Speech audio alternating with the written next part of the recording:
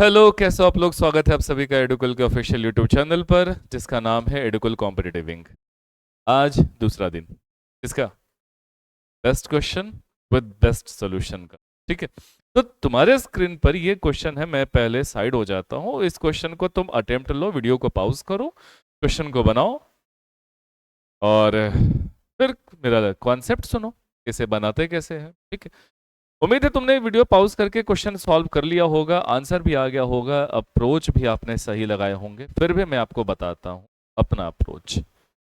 जब भी कभी ऐसा सवाल आ जाए कि यार यहां क्या देखा कि एक बस travels 1/3 of the distance initially at a speed of 40 kilometre per hour, the next 1/3 of the distance at 50 kilometre per hour and final 1/3 of the distance at 60 kilometre per hour.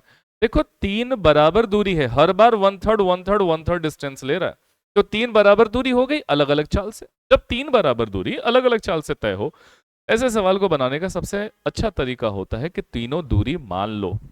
तीनों दूरी मान लो, और वो जो दूरी मानोगे वो मानोगे 40, 50 और 60 का एलसीएम। जी हाँ, 40, 50 और 60 का एलसीएम मानोगे, तो जब आप इनका एलसीएम निकालोगे तो वो आएगा 600 किलोमीटर। तो तीनों दूरी को क्या मानोगे? 600 किलोमीटर मान लेना। 40, 50, 60 का एलसीएम 600। अब ये 600 किलोमीटर की दूरी पहले चला कितने की चाल से? 40 किलोमीटर प्रति घंटे की चाल से। दूसरी बार फिर उतनी ही, चूंकि देखो हर बार क्या हुआ कि तीन बराबर दूरी है। आप 1/3 को थोड़ी देर के लिए इग्नोर कर दो, बस आप ये समझ लो कि तीनों बार 1/3 1/3 1/3 मतलब तीनों बार दूरी बराबर, तीनों बार दूरी बराबर, तो तीनों बार चलो ना 600 किलोमीटर, 600 किलोमीटर और 600 किलोमीटर।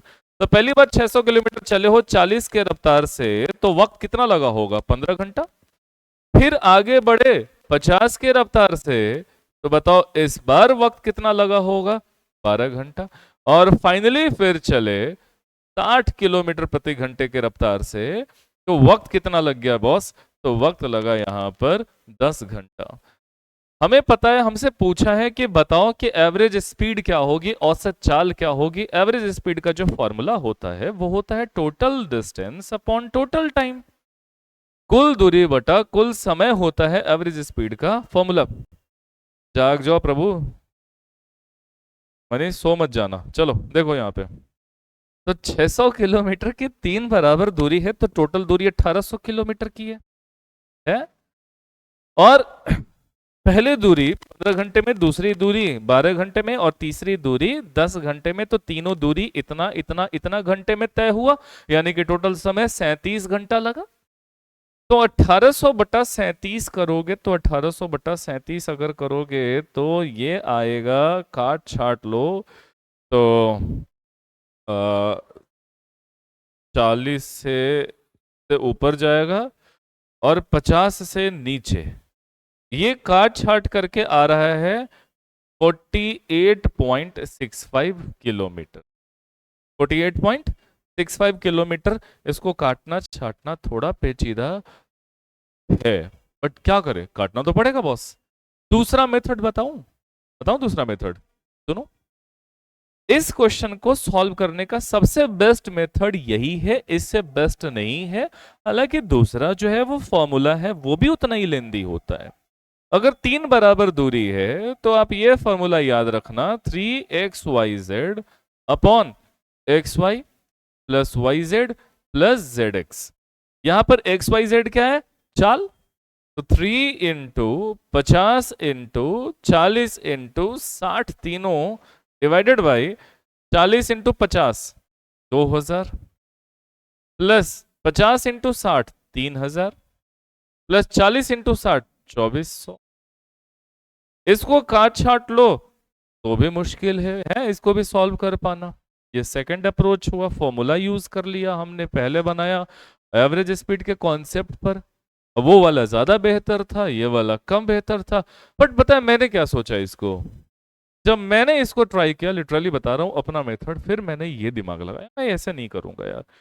मुझे गुरुजी ने यह सिखाया था कि जब दो बराबर दूरी हो, एक दूरी x के चाल से, दूसरी दूरी y के चाल से, तो एवरेज स्पीड का फॉर्मूला ये लगाया करो 2xy बटा x प्लस वाई, जब दो बराबर दूरी हो तो।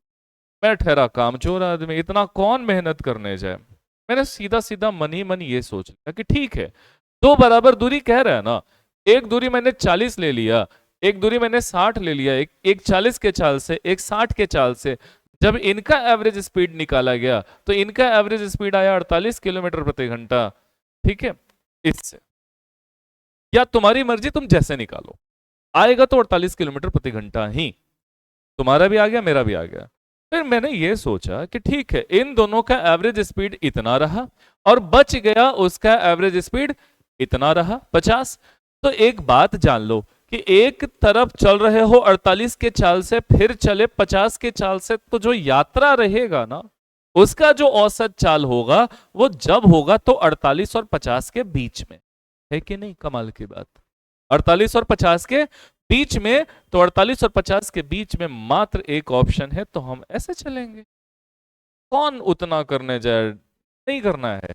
मतलब ये पता होना चाहिए कि एक गाड़ी 40 के चाल से चल रही है, दूसरी गाड़ी 60 के चाल, सॉरी, वही गाड़ी 40 के चाल से और वही गाड़ी 60 के चाल से चल रही है। बराबर दूरी अगर है, बराबर दूरी है, तो औसत चाल का जो फॉर्मूला होगा वो ये वाला काम आ जाता है 2xy बटा x प्लस वाई। अगर तुम नहीं लगाना चाहो तो यहां भी तो दूरी मान सकते हो। दूरी कितना मानोगे? दोनों के चालों के एलसीएम के बराबर। ठीक है, वैसे करके सॉल्व कर सकते हो। अगर तुम ये कॉन्सेप्ट समझ में आ गया होगा, पसंद आ गया हो, तो वीडियो को यार लाइक कर दो, यार सब्सक्राइब भी कर दो, शेयर भी कर दो, है। चलो फिलहाल अगर ये समझ गए तो ये वाला क्वेश्चन तुम्हारे लिए। जैसा कि मैंने कहा कि क्वेश्चन के एंड में जब मैंने कॉन्सेप्ट समझा दिया तो इसके बाद ये तुम्हारे लिए। ठीक, ये इस क्वेश्चन का अप्रोच तुम, लेकिन मैं फिर भी बता देता हूं। अच्छा, ये दोनों क्वेश्चन, वो क्वेश्चन जो पूछा था, ये पूछा आपने देखा होगा, ये सीजल 2024 जो भी रिसेंट पेपर हो रहे थे उसके सवाल है, और ये जो है ये भी 24 में ही पूछा गया। तो देखो उसी कॉन्सेप्ट पर यहां भी हो गया ना, तीन बराबर दूरी, 3 इक्वल डिस्टेंसेस, तीन बराबर दूरी इतने इतने इतने के चाल से चल।